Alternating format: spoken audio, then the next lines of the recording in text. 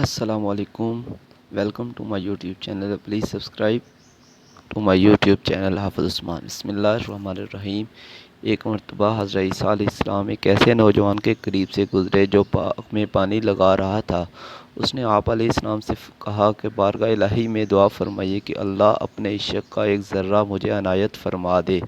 حضرت عیسیٰ علیہ السلام نے فرمایا کہ ایک ذرہ تو بہت ہے، تم اس کو برداشت کرنے کی صلاحیت نہیں رکھتے. اس نے کہا کہ صرف نصف ذرہ ہی عطا فرما دیں. اس پر حضرت عیسیٰ علیہ السلام نے پروردگار عالم سے دعا مانگی، یا اللہ اسے اپنے عشق کا نصف ذرہ مرحمت فرما دے. یہ دعا مانگنے کے بعد آپ وہاں سے تشریف لے گئے. کچھ عرصہ بعد پھر اسی راستہ سے آپ علیہ السلام کا گزر ہوا اور اس جوان کے بارے میں دریافت کیا تو لوگوں نے بتایا کہ وہ تو دیوانہ ہو گیا ہے اور پہاڑوں پر چلا گیا ہے. حضرت عیسیٰ علیہ السلام نے پروردگار عالم سے دعا مانگی، یا اللہ اس جوان سے میرا سامنا کرا دے.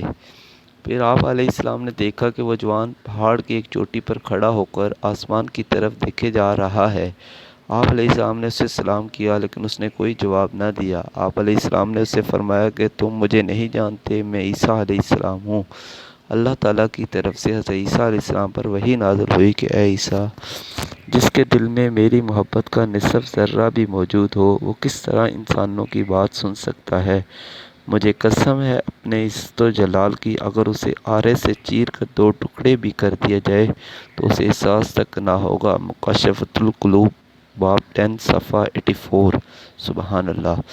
جب اتنی سی سطح پر انسان کا یہ حال ہے تو میرے پیارے نبی محمد صلی اللہ علیہ وسلم جو معراج کا نوری سفر کر کے اپنے رب کے سامنے روبرو اپنے رب سے باتیں کرتے رہے اور موسیٰ علیہ السلام اپنے رب کی ایک تجلی نہ سہ سکے، کیا مقام ہے ذات محمدی صلی اللہ علیہ وسلم کا اپنے رب کی تجلیوں کو باقاعدہ سہتے ہوئے واپس بھی تشریف لائے اور پورے ہوش و حواس میں ایک نارمل زندگی گزارتے ہوئے اپنی نبوت کے منصب کو پورا کرتے ہوئے اپنے رب حقیقی سے جا ملے.